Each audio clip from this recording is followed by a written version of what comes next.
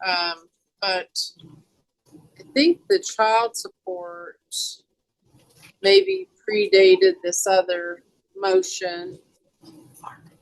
Ms. Hawkes, do you know where are we, or Ms. Hawkes, I'm sorry, where we are at as far as you all's position with regard to child support in this case with Judge Murphin, which has been sort of separate somewhat from the custody? Your Honor, it's my understanding that Father has a child support obligation of $342 effective December 1st, 2024, and that we've been doing a dollar for dollar offset for the arrears that were owed by Mother. And I believe that's about to be satisfied. And that we were just here today on a review of that order. Okay. Whether it would continue. Okay. That is my recollection. And remind me, Carbon is how old now? He was 6 when we started all this, or thereabouts. Is going to be 16 or 17, excuse me, in August. 17 in August? Yes, ma'am. Okay. And will he graduate this next school year from high school? No. He won't. So he's going to be a junior? Yes. Yes. And he'll turn 18 as a senior? Yes. So instead of just having 1 year left of child support, there's 2? Yes. Okay. Now, today's case is a classic custody and co-parenting showdown, and it's already heating up. On one side, we have Miss Blakey, self-represented, advocating fiercely for her son Carbon, who's on the brink of turning 17. On the other side, Chad Phillips, represented by Mr. Brazil, is defending his parenting practices amidst allegations of neglect and drinking. enforce. Mr. Brazil, do you feel like you have a handle on her motion? Yes, Judge. Are you ready to argue it today, or do you want it set for evidentiary hearing?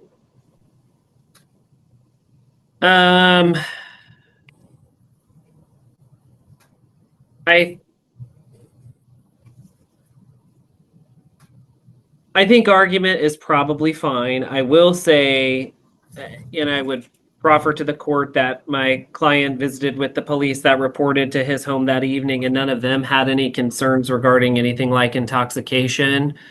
And so if we really were going to get into it and have to deal with that question of was he intoxicated, was he not, then I would ask for it to be set for evidence. My hope is that that's not necessary and we can kind of resolve this motion and move forward.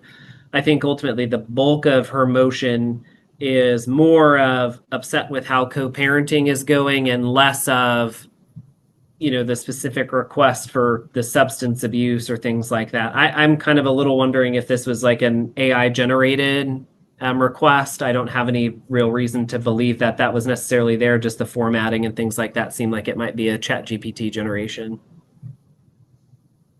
All right, Ms. Blakey. I'm not familiar with that stuff yet enough to hope. Let's break down the situation. Carbon is 16 going on 17 and will be a junior this school year, meaning there's roughly a year or 2 left of court-mandated child support. Miss Blakey has been largely self-represented, filing numerous motions on her own, trying to enforce custody and accountability. Prayers for the court with regard to this motion? Yes. Are we gonna deal with the child support after or first? We will at some point discuss Okay. it. For now, that's the main thrust of this is the motion that you filed on June 5th. I have written down what I'd like to say. I did my very best to shorten it and stay respectful. So I'd like to say on the record regarding my motion. At a previous hearing, Your Honor reminded us that when things escalate or break down, we are to seek resolution from the court. My intention is not to punish or shame Chad, rather to improve the health and function for all three of us. I filed this motion out of concern, distress, and need. The need for health, peace, safety, and boundaries. The need for support, protection, and accountability. It is my responsibility to advocate for Carbon and for my family. Part of the evidence I've submitted includes a list of medical appointments in order to make known the patterns I believe reflect Chad's lifestyle choices and have compromised his reliability. I believe his longstanding issues with alcohol and personal habits are interfering with his ability to meet Carbon's needs consistently and safely. To my knowledge, Chad has... Miss Blakey lays it out clearly. Her motion isn't about punishment. She's advocating for health, safety, and stability, not just for herself, but for Carbon. Her biggest concern is Chad's alleged alcohol use and how it impacts his ability to care for their son. Because I remember very distinctly you wanting to be involved, make appointments, go to appointments, be part of things, and you got your wish granted, right? Yeah, and I don't mean to be rude or pushy, but if I could finish what I've written down, it's really it's important to me that I convey all of this. All right. Well, I'm trying to take notes here. So one of your issues is that you now are the primary person that schedules everything. Well, I'll finish. All right.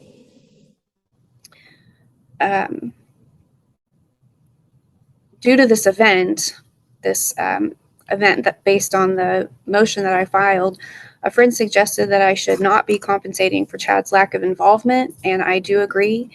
But when Chad suggests instead to allow Carbon to drive into Wichita alone for the appointment before he's ready to drive on major highways, or for the appointment to be pushed back to accommodate Chad's tattoo clients over Carbon's medical care, or altogether not provide medical care, I cannot stand for this risk or the neglect. If I'm being honest, I do cherish having these moments, these appointments, and this time with Carbon. But I do think that Carbon needs both parents. And if I'm going to be the only one... One of the key points in this hearing is the use of Carbon as a mediator. Miss Blakey accuses Chad of delegating responsibilities and creating unsafe situations, while Mr. Brazil counters that she herself escalated conflicts by going through Carbon instead of communicating directly with Chad. Perhaps he's relieved to have less responsibility. Whatever the case, I just cannot tolerate the intimidation or the aggression that I experienced during this event. What other people see is a version of Chad that he chooses to show publicly, a kind, successful father, but I'm asking the court to acknowledge that I am on the receiving end of a very different version. There are moments when I am looked at and spoken to by Chad with such deep disdain and contempt that I cannot help but feel unsafe emotionally, spiritually, and physically. I'm almost done. This is a reality I've lived with silently for years, and I did not ask for this. I've asked for peace and health.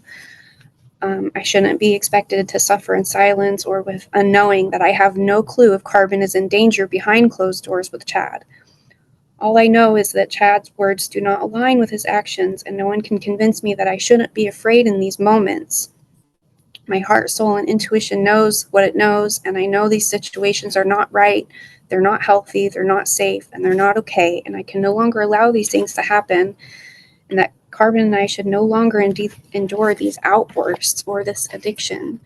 Most importantly, you all must know that through all of this, I do not hate Chad. I want peace for him and with him. I pray for him to heal and find joy again, to be present and whole for Carbon. Hatred is too heavy a burden to carry, yet it is inflamed by the bottle. My hope is that by bringing this to the court, we can restore healthy patterns and clear, respectful communication. This motion is my Timing is another major factor here. The April 29th incident that sparked this motion didn't result in a filing until June 5th, a gap that Mr. Brazil highlights as significant. In the eyes of the court, delayed reporting can affect credibility. Additionally, accusations about alcohol or neglect need concrete evidence, police reports, witness testimony, or verified patterns. alcohol assessment and therapy together with Chad and myself, this piece can be achieved. I need the court's help with this because I'm willing, and most importantly, because Chad or Carbon needs it. He needs us. Thank you. Basically, I'm concerned with Chad's drinking, and I do worry about Carbon's safety. And I'm not trying to take anything from him. I just think that he needs help because these outbursts are deeply affecting Carbon and myself. And I'm really just concerned about the drinking, and I would like for that to be looked at. And I am very willing to have therapy with Chad so that we can have a healthy co-parenting relationship.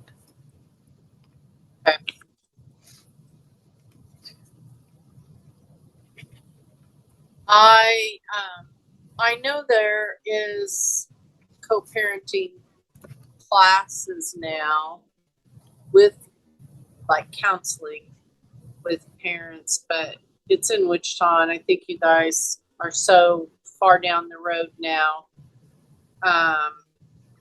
that I'm not sure that that is a real genuine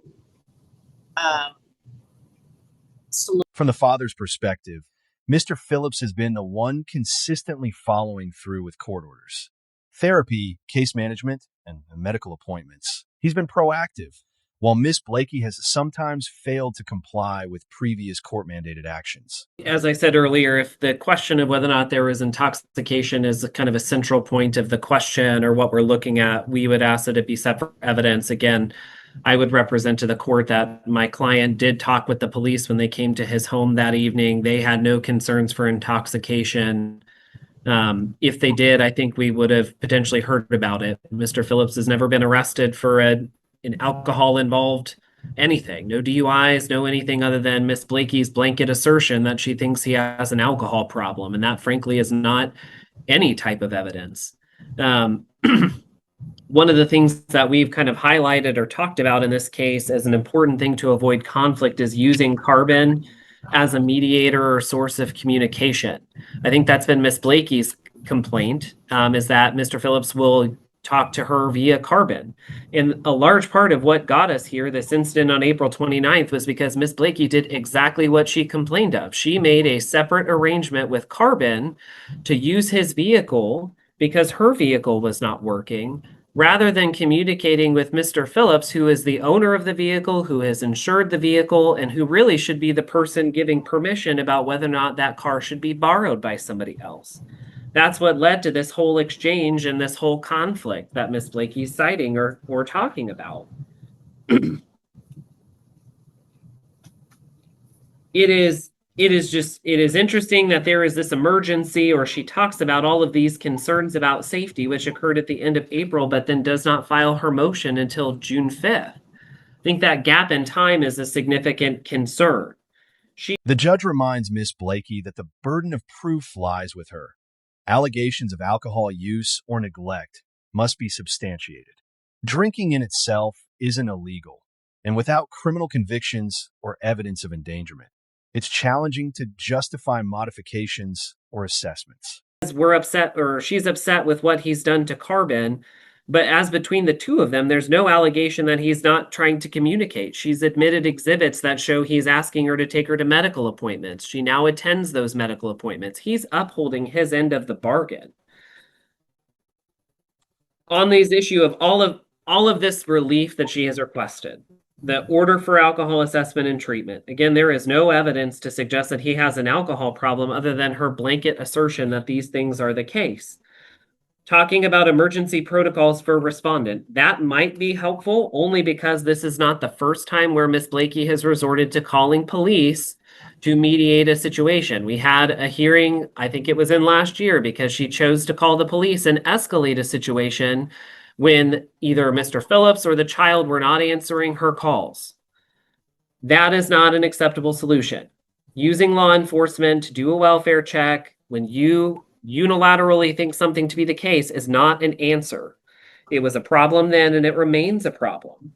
The question about co-parenting classes or any of this, the main concern I have with this, number one, is that these folks have about 1 year left until this child turns 18. I think the court is correct in saying that we are pretty far down the road at this point. But the second concern that I have is that we periodically will come to court. Miss Blakey will have a series of complaints. The court will put orders in place to try and alleviate those. And unfortunately, Mr. Phillips is the only party that actually follows through and tries to bear the burden of those orders. This case is far from over, but it illustrates a universal truth about co-parenting. Communication, accountability, and documented evidence are everything. Carbon's well-being is the central concern, and the court must navigate a delicate line between protecting him and respecting parental rights. Parker, Miss Blakey.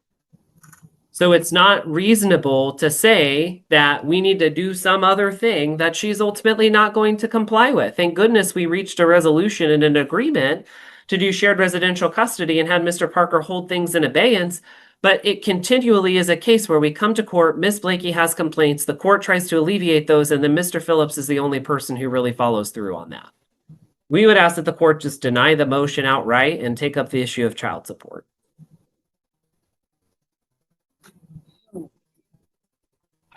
Well, May I I respond? do think, just a minute, I do think that this is the second time she's voiced concerns about intoxication. But truthfully, if you're going to bring this motion, Ms. Blakey, you're the one that has the burden of proving the truth of it. And so either through police reports or witness statements or Carbon's statements or something, there has to be some evidence here before the court that he has a drinking problem that is interfering with his ability to parent or provide for the child. There's nothing illegal in and of itself for someone to drink. And especially if he's not transporting the child's doing most of his own driving. But if it is to a point that he's making poor judgment, endangering the child, something of that nature, in the absence of a DUI or some kind of criminal conviction, which evidences a propensity to violate the law when consuming alcohol, then I can't just leap to a conclusion that because you've alleged that he has some serious alcohol issues, that he has one. So, if you have some affirmative evidence, because it's not their burden on the motion, it's yours. So you have to convince me that it's more probable than not that he has an alcohol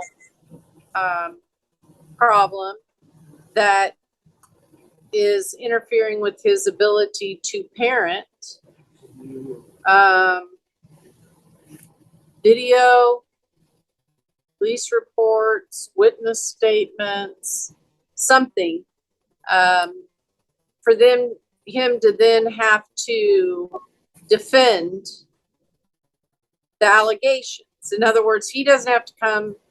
You can't just make a mere allegation. He have to exert the effort and subpoenas and the money and the time to disprove a mere allegation. You have to prove up the allegation, and then he has to defend it. And that would be true in any court of law.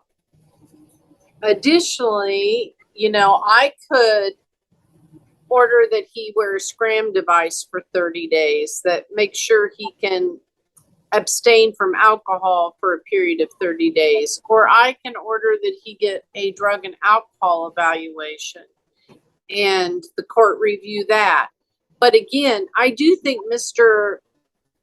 Brazil is correct in that at every turn in this case, he has paid for an attorney. He is paid to do those things that the court has asked him to do. He has taken care of the child with little or no financial support from you.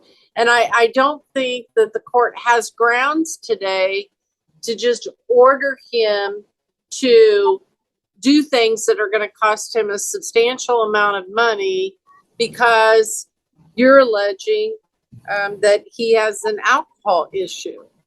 So if you have some independent corroboration or some evidence, then let's have an evidentiary hearing where you at least meet your burden of establishing a prima facie case that he has an issue. But the way it sounds now, or the way it stands right now, it's a mere allegation. So it's up to you. If you want to move forward, it's going to be your burden to prove. I've never assessed attorney's fees in a case because of your limited funds, and quite frankly, you didn't prosper from the divorce itself in any regard that it gave you a lot of money to fall back on, and you only received limited spousal support. So I've tried not to burden you financially either, at times where they probably were warranted in asking for attorney's fees. So I'm not trying to threaten you with that at all.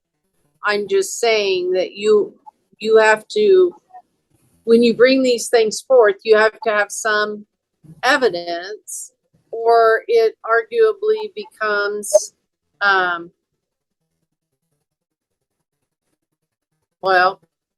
unfounded, which is grounds to request that someone pay attorney's fees.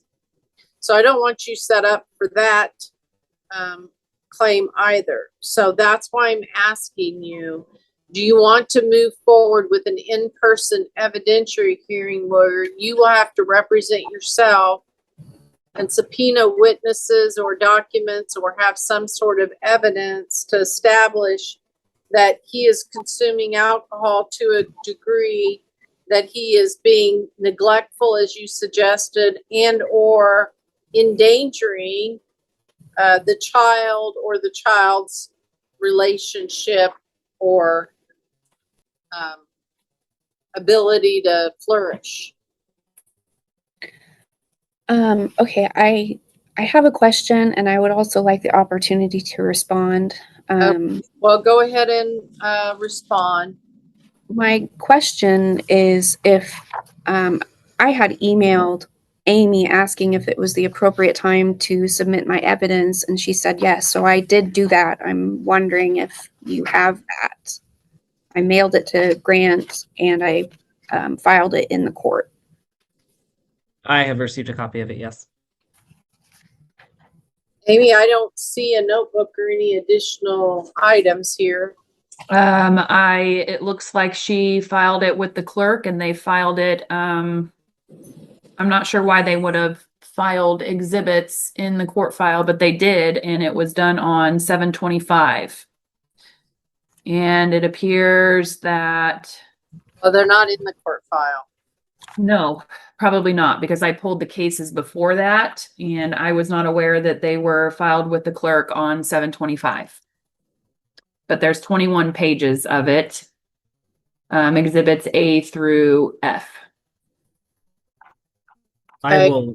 will at least want to reference one at one point in time, and I can share screen to show that if that's what we would want to do. But Miss Blakey can Yeah, by all I means mean, I respond. need to know what they are that she filed that I didn't get.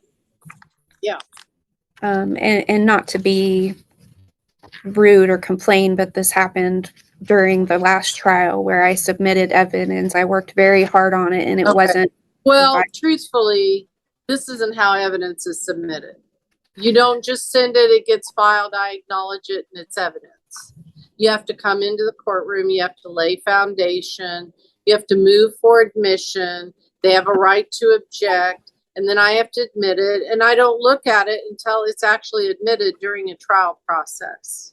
Now, that's not to say that we don't have some domestic hearings where the standards are relaxed, where we let attorneys make argument, and if they stipulate to exhibits and or they proffer something, that I don't consider it. But I do understand that there is a rule when we're doing something by Zoom that if we're having an actual evidentiary hearing, that exhibits need to be submitted early in the event that they get admitted so that I have a copy.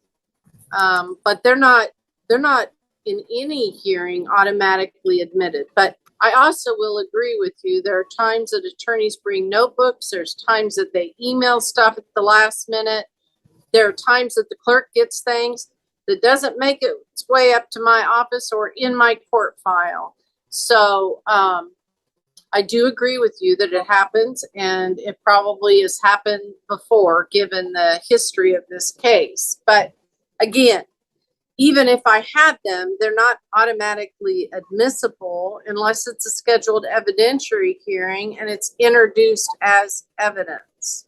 So why don't you tell me, just don't go into any detail, but tell me what A through F is, starting with A, so I have a general idea of what you're wanting to be offered to the court. Okay. A is phone calls where Chad asked me to take Carbon to a medical appointment that day. I'm not concerned about, don't go into detail because it hasn't been admitted yet. You just give me, like, if you're titling the document, what it is. That's all I need to know. Well, really, the most important ones are that I had contacted the police. And the reason I added those is, well, essentially, why would I contact the police and put myself through all of this if I genuinely wasn't concerned and afraid? So I was just trying to prove that I did contact the police out of genuine concern. I would like to know, on the point of all of this being accusations, that I don't want to go through any of this. This is not easy on me. This is not good for my health.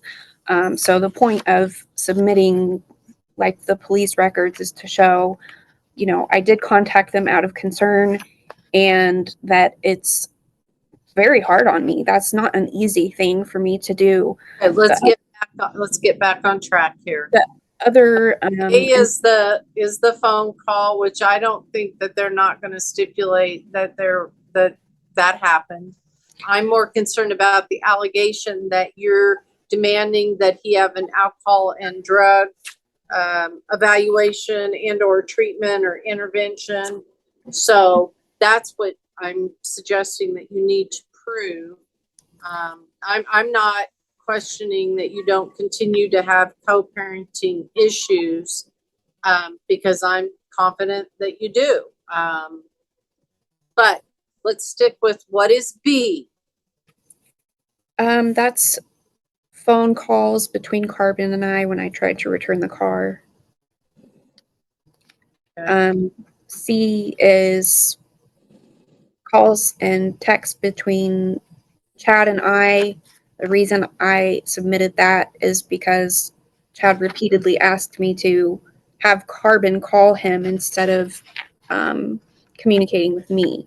Okay, that may be something significant that we may want to look at. I will tell you though, with regard to the vehicle, did you pay any money for that vehicle?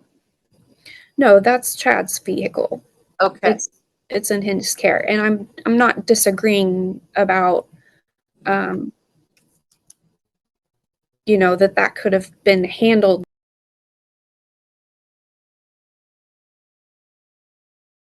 Okay. But Carbon has control car, that's his car, and the conversation of how I came to use the car, you know, that's not really being considered. Okay. Well, here's the deal. This is just straight up very easy for me to say. You have to have permission from Chad to drive or use that vehicle. I don't have a problem with that. And I would have been fine with telling Chad that, but he wasn't willing to communicate in a respectful and healthy way at that time. That's my issue. It's not my mistake of using the car. That could have been de-escalated instead of it being escalated by Chad showing up to my house on foot and trying to drive the car off drunk. That scares me. That's what concerns me. And Now, did you call the police when he drove the car off, as you said, drunk? Did you call the police so they could stop him and give him a DUI? So what happened, Chad walked to my house on foot, and when he got into the car, I went over there to talk to him because he was slurring on the phone. And when I walked up to the car, he got out of the car in my face, and I could smell the alcohol. And he was just kind of yelling at me, telling me to leave him alone, and he ran off. He didn't take the car. He just left the car door open and didn't take the car. When Carbon was expecting him to bring the car back, and he didn't. So, and then Chad wouldn't answer my calls. So I had, in order to try to get Carbon his car back, if Chad's not taking my calls, I'm forced to call Carbon and be like, your dad didn't, I still need to return the car to him. So he didn't take the car drinking. He just ran away on foot. I'm concerned here. So I called the police because I didn't know what to do. Okay.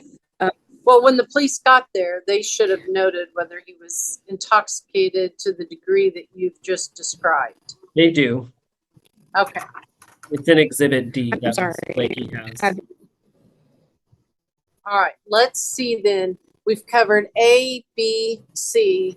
Now we're on D. And tell me what D is. Ms. Blakey, what is I apologize. I'm having D? some computer.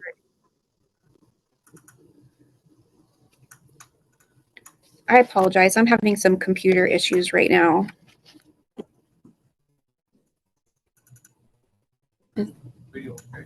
It's freeing up. Hey, we're back. All right.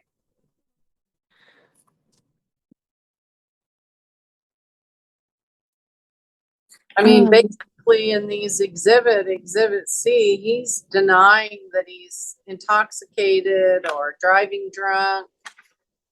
You're insistent that he is and that you're worried about him. The police go out, they make no mention that they're concerned about intoxication. So I don't know how calling the officer into court in the courtroom under oath is going to change much unless you know something I don't. But ordinarily, the police don't testify to much more than what they have in their reports. Occasionally, they have independent recollections of things, but they're trained that if something's significant, they're going to note it in their report. And like I said, generally, if they think someone is under the influence of drugs or alcohol, they note it just for the sheer purpose of the potential credibility of the person. Even if they don't think that they're driving or driving drunk, as you put it. So now Exhibit E is what, Ms. Blakey? That's his Carbon's dental records that I was just really made aware. Carbon had gotten his braces off, and then I was informed that Carbon did not receive regular dental care the entire time that he had his braces. This has caused a little bit of enamel damage to his teeth. And the reason I have included this is because during that time, that's when I was expressing that I didn't have access to Carbon's medical care and I wasn't aware that this was going on. And I have added this because I feel that the addiction has affected his ability to parent. That's why I included the medical records.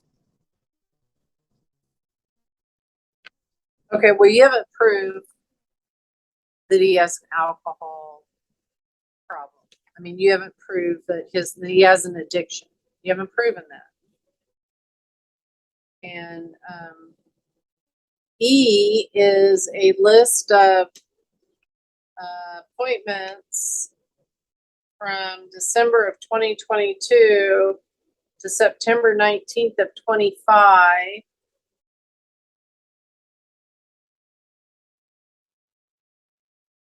I'm not sure what they established in the absence of the orthodontist testifying.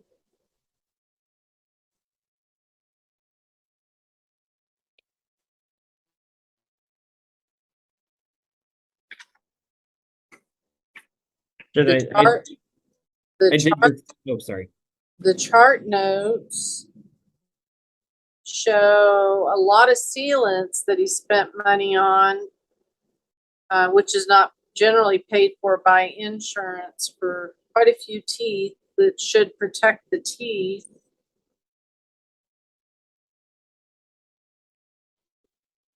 Some of this has to do with dental care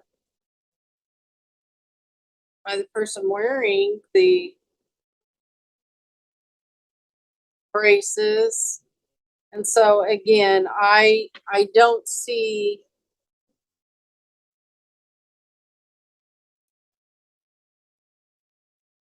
the first appointment that he went to his general dentist was November 2022. That's when they diagnosed he needed a tooth taken out and he needed braces. So he got the tooth taken out. Hang on.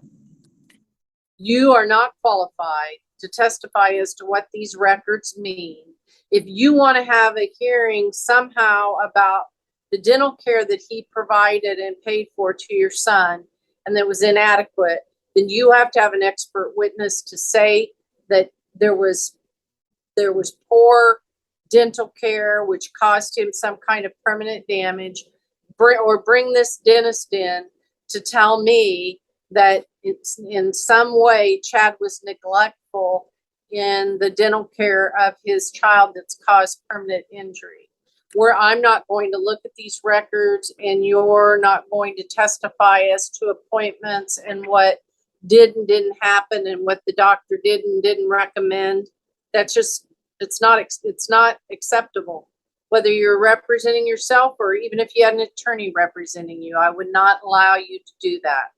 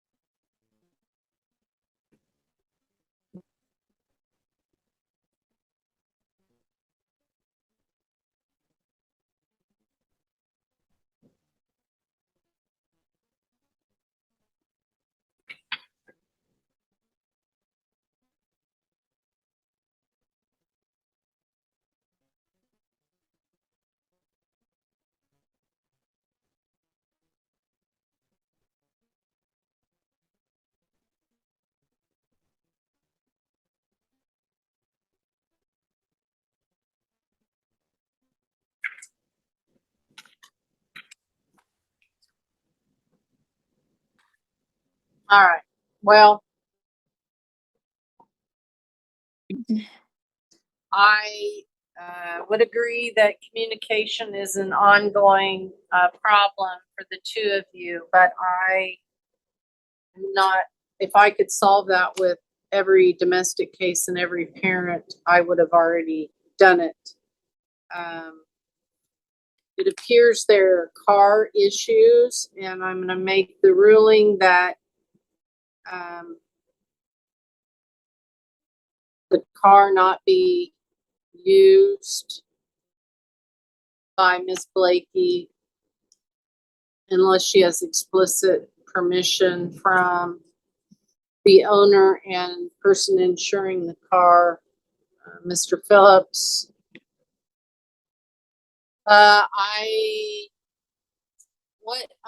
Miss Blakey, have you received an official response or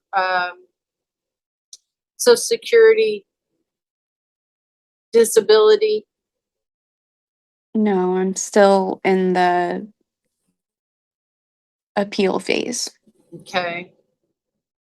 Mr. Brazil, if we switch these people to our family wizard, I think the cost is like $50 a year or something to monitor communication between parties and to use the wizard. And it does appointments and all of that kind of thing. I think there's that, or there's some other company that Sedgwick County uses on a regular basis. And I thought someone told me there is a grant program or something that she could apply, because as usual, cost is always an issue for her, not being employed. And so I don't know if she could apply for financial waiver,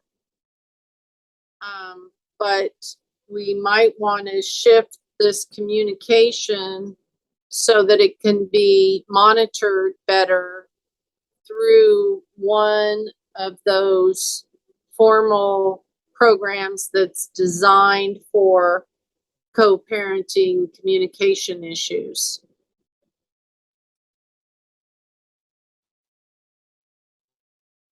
I mean, You- I'm not trying to be difficult, and I do want to know that one of the main reasons I did this is during the last big court hearing, you specifically said that when things escalate, we should be coming to you instead of hashing it out ourselves. And that's all I really knew to do. My intentions with this motion are it's hard for me to say. You asked for this to happen. I'm just trying to honor that. I'm not sure how I did It, that exactly. I would need the transcript, but I think it was another incident where the police got involved and Carbon was in the middle of it, and it got frankly kind of out of hand. And there had been some issues that led up to that could have been reasonably addressed. If I thought I could put you two in mediation so that you had some place to go with your complaints so that someone could mediate, I would. But again, you two are not candidates for mediation. So I'm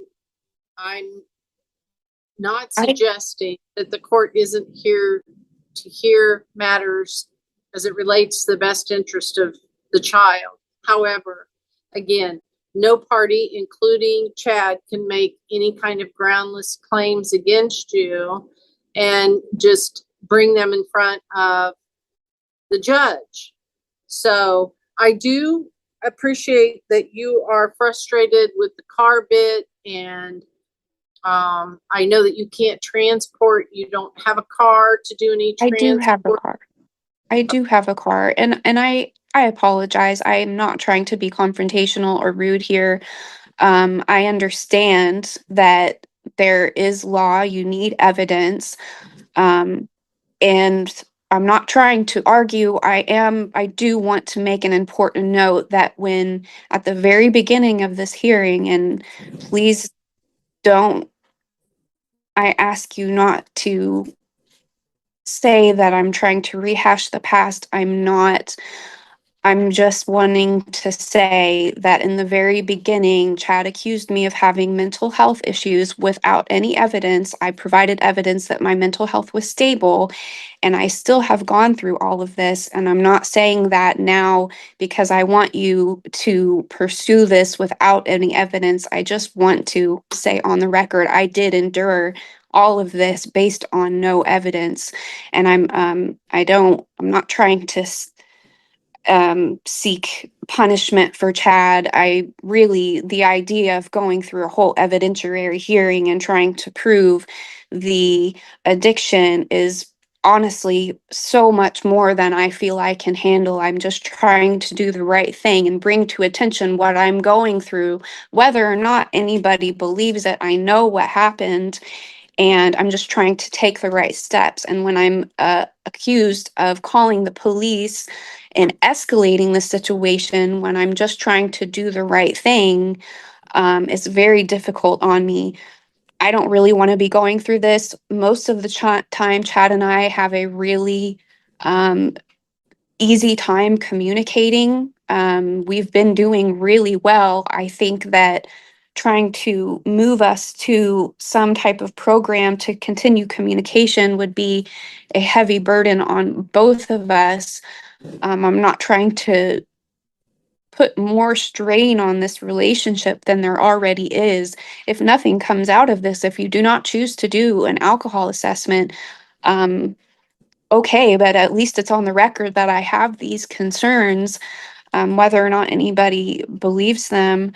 I do want it to be on the record that I am trying to do the right thing when I feel things aren't going so well. I don't want to cause more conflict by having filed this motion, and feeling the way that it's going is causing more conflict. I just want Chad to be healthy. I just want him to be healthy. I don't want to be accusing anybody. And we could very well, if he would agree, we could just go and have therapy together. He's on an insurance that would cover it. South Central Mental Health would cover us to go into therapy.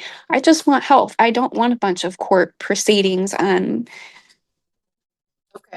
Well, I know that this file is very thick with lots and lots of motions and different pleadings and things that you filed. And it's not a matter of what I believe or I don't believe today. It's a matter of you have a burden of proof. And I also have evaluated each stage of these proceedings, including a very long summary that I did of this case at one time. Experience the ebb and flow of the case and the transition of the parties. And I might add that you are doing very, very well.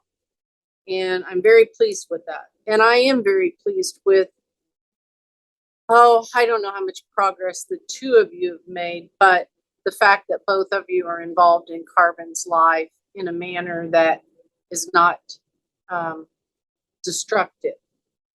Now, I do understand that you believe that his alcohol use is overflowing into his relationship with Carbon. I do think Carbon is old enough now to tell me that at almost 17 years old. I do know that the time that I believe you went to the bar and things escalated, there's no question he had been drinking at that time. But whether or not he was to a degree that he was incapacitated in this case, I don't know.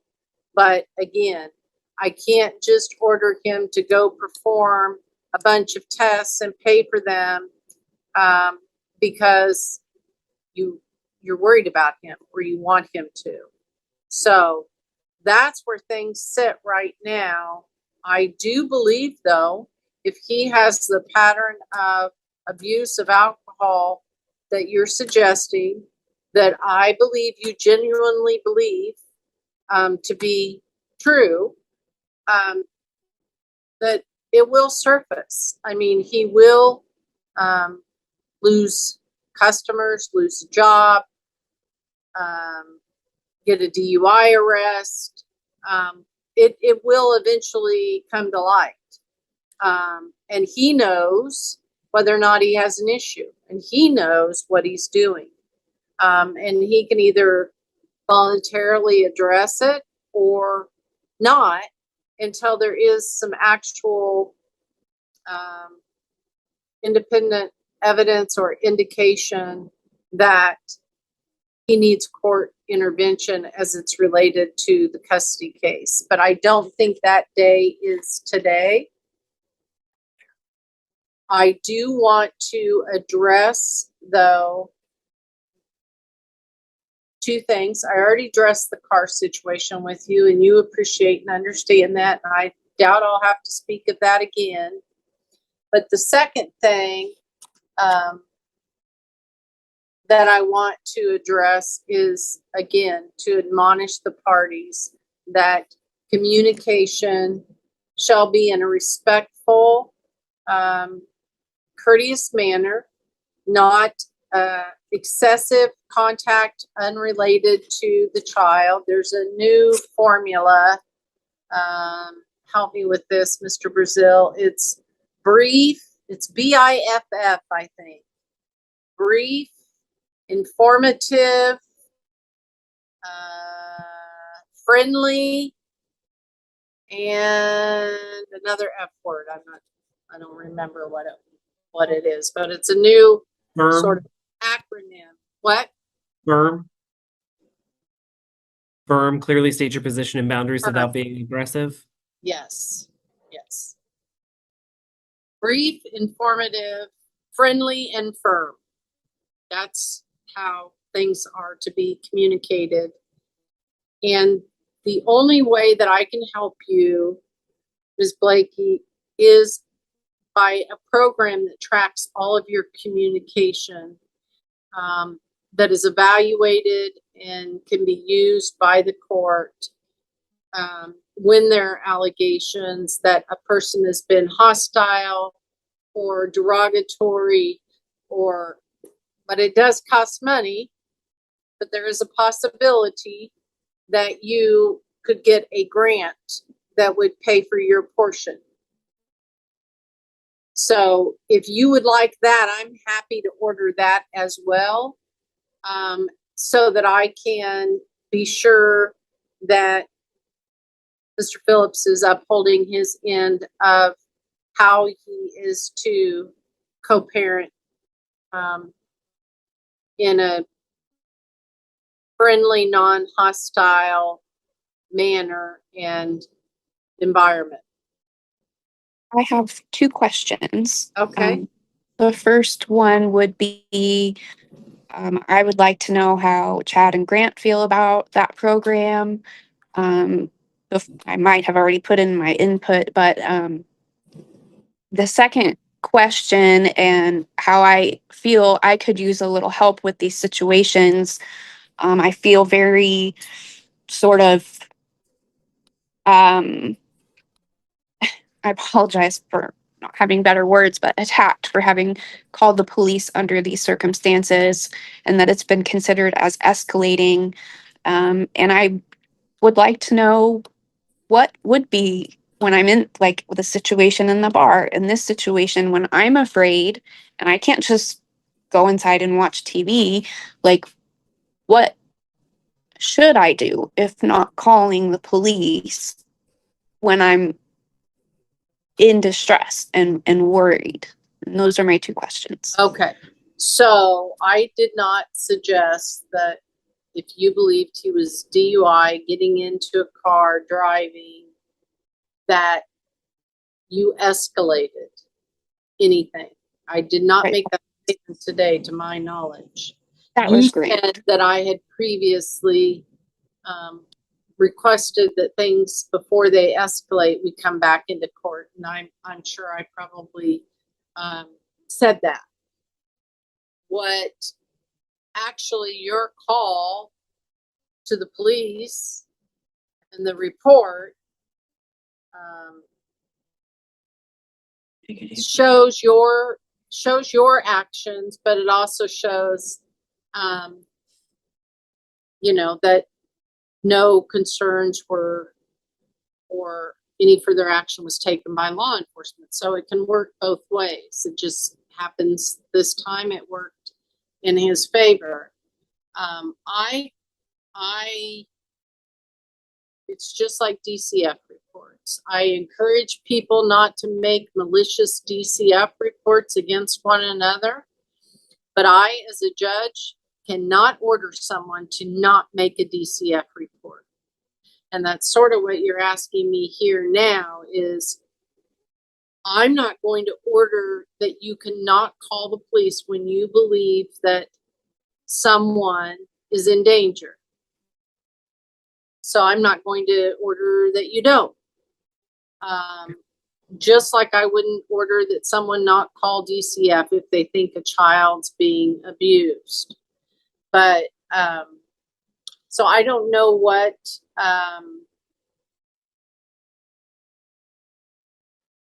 again, if we had Wizard or some form of communication, you would write to him.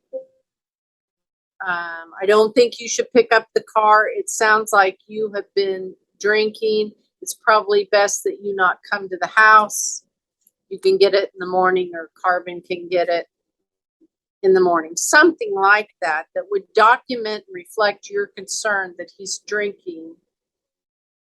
And then, those kinds of things, if you don't call the police, if you do, you do. If you don't call the police, you're making a record that you're routinely bringing up the same issues, no matter what they are, over and over as it relates to co-parenting of Carbon. So that's a way to document it.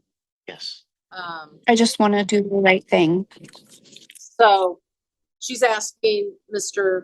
Brazil what your position is about communication through a format that is designed for parents who have difficulty communicating and co-parenting. We would ask that the court not order that. While Ms. Blakey does likely qualify for a waiver of the fee, Mr. Phillips does not.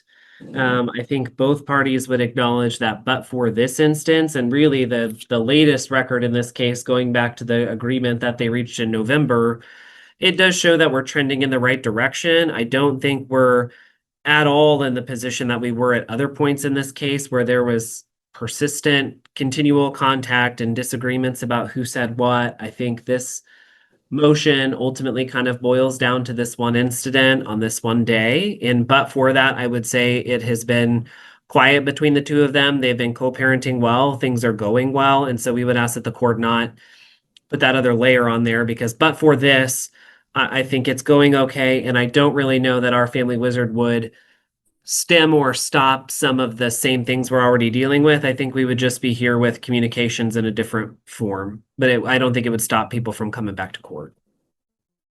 All right. Well, just keep your own documentation then. And Mr. Brazil, I'm just going to say to your client, I know you've talked to him, anyone that is an adult child of an alcoholic knows the lifelong impacts that can have on a person. Anyone who is a loved one of an alcoholic, and eventually any alcoholic knows that they get sick and tired of being sick and tired, and that all it does is bring you distress, anguish, and eventual death. So I just hope that if your client is struggling, and people can be struggling for all kinds of reasons, and he's using alcohol to cope, that he reaches out on his own and gets some kind of help, excuse me. Because I will say, there is longstanding conflict between these two. And I'm happy to hear what you've reported, and Miss Blakey shaking her head, so I believe it to be true. But I do think part of it is because Miss Blakey has made tremendous improvement in her presentation, in her restraint, in her motivations. He can have a lot of resentment over this and that, and what he's had to go to court for, or he can let that all go and put that behind them and focus on the best version of himself. She work on the best version of herself, and then Carbon will be forevermore the beneficiary of all that. So that's all I'm going to say with regard to that.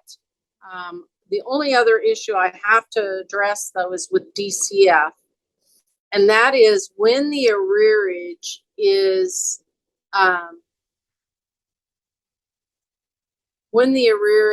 resolved or absolved, or whatever you want to say, when there's no longer any arrearage in there, it's zero, and they're sharing custody. I know you still have to do a worksheet of some sort, unless they have come up with a shared expense plan and budget. So I don't know what the next, again, if you go back and look at the notes with Murphin, the notes in this case, there's a long history. There had been I did not impute any wages to her. Even when he had custody, she didn't pay support. Then Judge Murphin took the case and imputed wages, and then I asked him not to because of her physical and mental health. There were issues that I believe prevented her from being able to work full-time or long-term. And again, this wasn't a divorce with a lot of assets where she had a lot of money or anything at her disposal. So I kind of intervened there, and she wasn't ordered to pay anything. But then when they did this shared or something happened, that then he was ordered to pay until we must have done some imputing. I think I'd gotten this wrong, because that can't have happened quite that way, or there wouldn't be an arrearage. So why don't you tell me where we're at on child support and what's going to happen going forward, though, so that the parties have an idea of what they're looking at, since it really is kind of out of my hands when it's a 4D case. So, Your Honor, it's my understanding that back, let me look at the date. Looks like it was file stamped in November of 2024. There was an order where you found that mother owed father arrears in the amount of $2,778. At that time, a child support worksheet was entered, mother at $0, father at $3,239 a month. So it showed father had the obligation, and I should say that had a shared expense and shared parenting plan on that child support worksheet. And then he had the obligation of $342 a month, and that was for $1 offset against mother's arrears. So that would have been 8 months ago. So 342 at 8 months is $2,736. So, I mean, we're really looking at about $40 left that need to be paid off before that dollar for dollar offset is going to go away. So obviously that'll happen in August, and Mr. Phillips will now have that child support obligation that will have come due. However, I will state that the last part of that journal entry said that the court was considering not having father pay child support if he didn't feel it was equitable in this situation. Okay. And that's because I think there was a considerable period of time where no child support was being paid by mom and no income was ever imputed to her. And that's still really a question, I think, especially since legislatively the courts have now been given the discretion to not impute when it's not equitable. I may have not imputed before there was actually a change in the child support guidelines.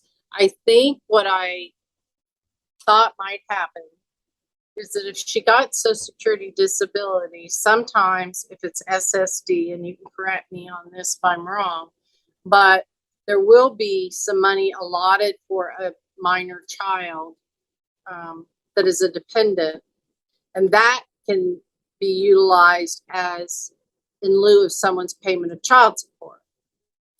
That never happened with her. I mean, she's never secured that disability that she filed for quite some time back. So the issue with that would be, in this situation, Mr. Phillips is the one with the obligation. So even if Miss, and they have shared placement. So if Miss Blakey does qualify for SSDI and the child does get auxiliary benefits, those are going to go to her in her home. The only way those benefits would cover child support is if those auxiliary benefits were on behalf of Mr. Phillips for a disability he had. Then if the child were receiving auxiliary benefits for him, that could satisfy a child support obligation. Right. But what I mean is, back when this case started, back in 2018, there was, I don't know, 7 years, 8 years of no child support being paid by her. Part of the reason that I was holding off was that I thought she might get some disability, and then that could be money that could be paid to dad. But dad never got. Okay, I understand now. And I can't remember where this 2007-78 arrearage came from, but I don't think it was a monthly child support arrearage obligation over that length of time. So then when they more recently became shared, that's where the 342 came up. And because she's still zero, and then I was like, well, the only thing equitable is that it'll go against her so she doesn't owe money either. But now we're at a point where he's got to pay support for the next now 2 years, not just year. So till the child's 19, on a child that she essentially paid no support for. So I'm not sure. I mean, the guidelines say what they say. Mr. Brazil, we're kind of where we're at, where now your client, if it hasn't been reconfigured, as far as wages, at 342, and if we had some kind of Social Security, that could be some kind of income assessed to mom, but we don't. So it would have to be minimum wage imputed, which we haven't done, which means that your client is going to start owing 342 that presumably goes directly to Miss Blakey every month.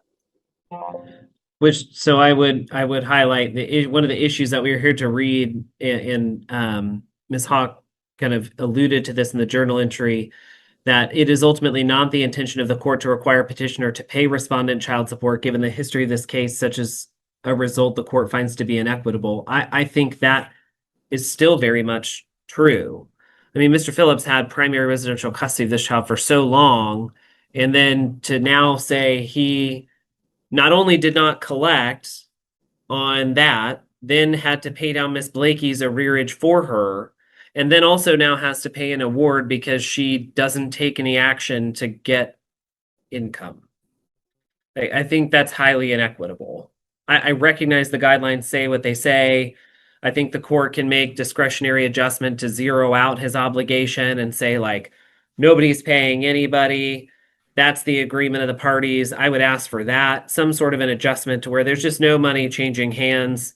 I mean, part of the reason why we're here is Miss Blakey's car wasn't working and she used the car that Mr. Phillips is paying for. I mean, it's not an equitable scenario for him to now be also paying her $340 or $342 every month for the next 2 years on top of everything he's already done. What is Carbon planning to do after high school? Do either one of you know? He wants to go to school. He's been talking about auto mechanics. Possibly. Mr. Phillips says he's taking college classes too. Are you paying tuition for that? Yeah. And Mr. Phillips pays the tuition for those courses he takes in high school. I'm not aware of any classes. He's enrolled in one Butler County class this year. He's enrolled in a Butler County class this year. Okay, I haven't been informed of You've that. been informed. I wasn't. Mr. aware Phillips of is the paying for position it. that He just got the bill, apparently. The counselors set up last year. It was a school counselor decision. I just Ms. Blake, informed this stuff. Ms. Blakey, what would be your thought about the 342 being paid into a savings account for Carbon for college or VOTEC school? Would you be? I think that would be wonderful. Okay. Paying for everything. We Happy. and we need a new calculation. My client, he can't afford that. He cannot afford that obligation Paying given for all of his everything. expenses. He has to give Carbon food money at mom's Gas. house, gas money. He's paying college tuition. He's paying all the things. I know. Mr. Brazil, do you understand though with 4D actively being involved, I can't just willy-nilly do things. So Your Honor, if I we're may. going to have a hearing on what's equitable, what's not equitable. I really don't want to cause these people to rehash more and have more angst, but I'm not sure what to do exactly. Yes, Ms. Hawk, I know you're fairly new, or you're new to me with DCF and certainly this particular case, but So can you shed some light here? yeah, first, I don't know that it necessarily matters entirely for you guys, but DCF has an assignment of rights for both of these parties, which is kind of unique. But at this time, since they have shared placement, they're both receiving mandatory services for this child. And the guidelines do allow for an overall financial adjustment condition to, at the court's discretion. And so that's always an option. And at this point, I wouldn't object on behalf of the state if this was a zero child support order based on the facts, as long as there's a court finding or that it's in the best interest of the child. Generally, it would be my position. I understand Miss, Blakey has a lot going on. Generally, it would be my position in any other case that she be imputed at least $10 an hour full time. That would, it looks like the parties, I'm assuming, are alternating taxes, is how the last child support worksheet was calculated with shared expense and shared parenting time. That would give an obligation of $186 a month payable by father, and then it would be at your discretion if you chose to give father an overall financial adjustment condition in any form or fashion to that 186. That would generally be my stance. I know the court hasn't historically imputed mother at a wage, but that's kind of where I'm at, and from an agency standpoint. May I respond Yes. to a few things? Sure. First, I want to start with my situation. I have multiple times tried to, I've proved that I worked with a disability lawyer, attorney. I work with Parmalee. So attending school right now, and I get help with vocational rehab. I have a wonderful case manager who helps me through there and has agreed that it is best for me to focus on school, because the trying to balance motherhood and school and work is not based on my health and really I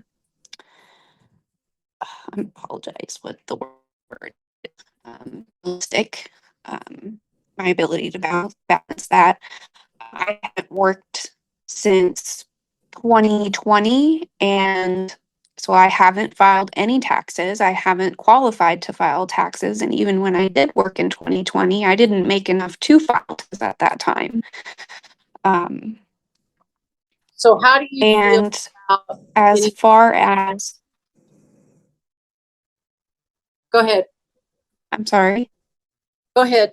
As far as with Chad paying, he does a business. He has 2 employees and might have a new one.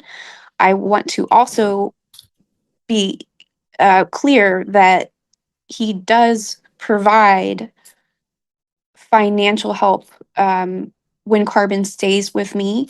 He provides Carbon's gas. He's going to provide the funds so Carbon can go to school, clothes shopping, and so I don't know if I have much opinion on. I mean, he does help, and but he does also have to help. You know, I do have food stamps. I get $15 a month for Carbon in cash assistance because that's all I'm entitled to. But he also does have to provide that assistance still. I do have support. I do have a car. But I just wanted to make a note of Chad's employment situation, that he does own a business, but also that he does help financially, Carbon, while he's in my household. Okay. Do you have an objection to me making an adjustment and abating his child support to 0 at this time?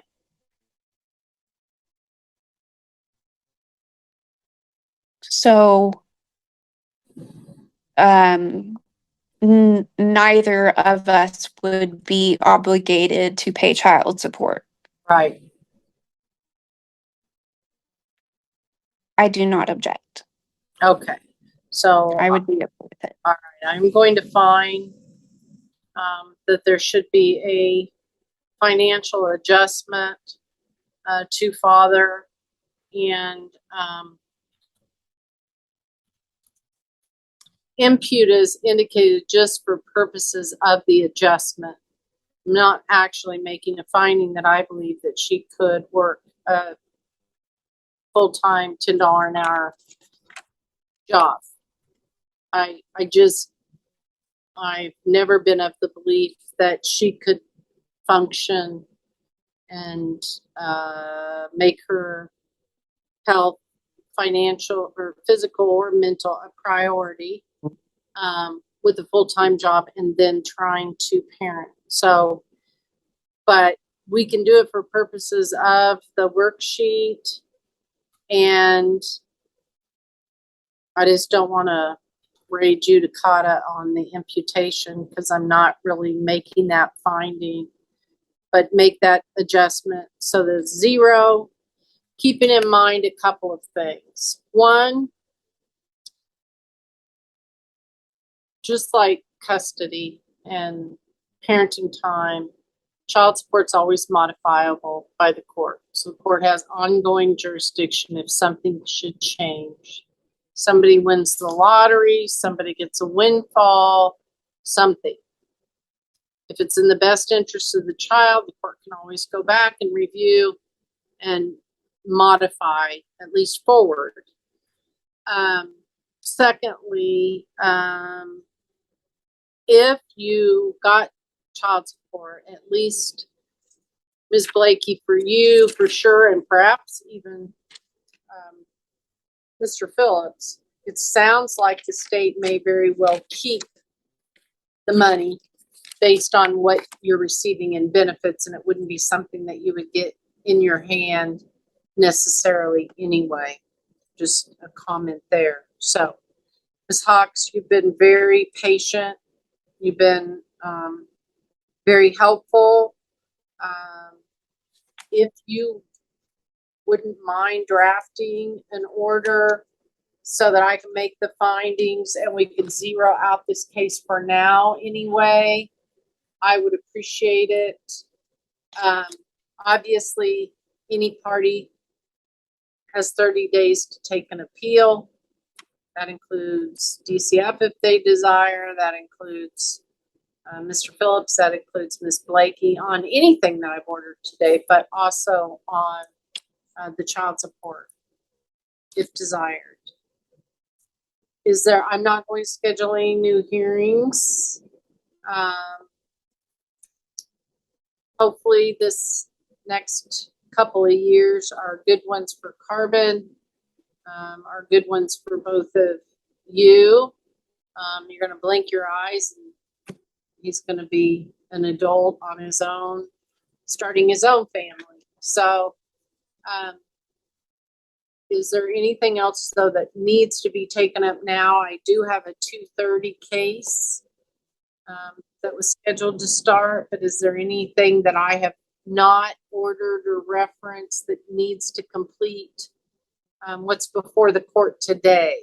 Did you want me to do a journal entry as to the custody pieces of what the court ordered? You know, you have every time and your client's paid for it, and I appreciate it, but it's kept the file documented, and I would appreciate it. Yes, Judge. All right.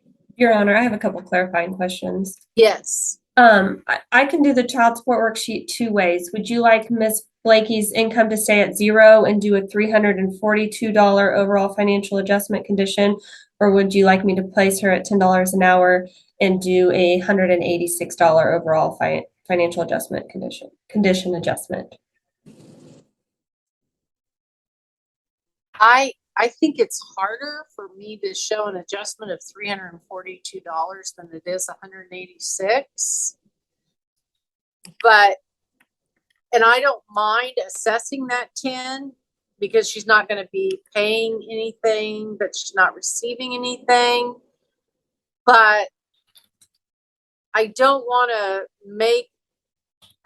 court order that makes a finding that I found that she's capable of working 40 hours a week at $10 an hour. I can clarify in the order then. Perfect. My only other thing is signatures. Would the parties like me to submit this to them for signature, submit it with waived signatures or Rule 170? I will probably just take a look and then say you can electronically sign if that's okay. Okay. And do you have Ms. Blakey's email? I believe it's in our file, yes. Okay. So Ms. Blakey, she'll, like we've done in the past, she'll send it to you. If you don't object to it in 14 days, she'll file it with me and I'll sign it. So it's Okay. not going to a no on, I don't understand all of this very well, but it's not going to impute the $10 and assume that I can work. It's going to show an assessment of 10 for income on your side, but it's not going to show that I'm finding that you should be working right now, a full-time job at, usually it's minimum wage, sometimes 10, whatever the going thing is. I'm not going to make that finding that you should be doing that right now, but for purposes of the worksheet, I'm just going to adjust the 186 instead of 342 with you at 0. So it's just a matter of computation of how I'm going to assess it, but you're not going to owe anything. And I'm not making a finding that anyone can assert later that I have made a finding that you're capable of working today. Okay. Okay? I very much appreciate that. I know that's clear as mud, but that's how I'd like to do it. If I I will could do my just say best it's to clarify that in the order. Okay, very good. All right.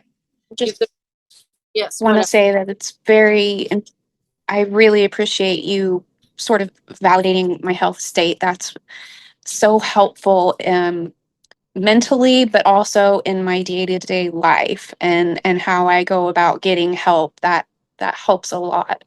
Okay. Well, I'm So very thank you. proud. Okay. All right. We are adjourned.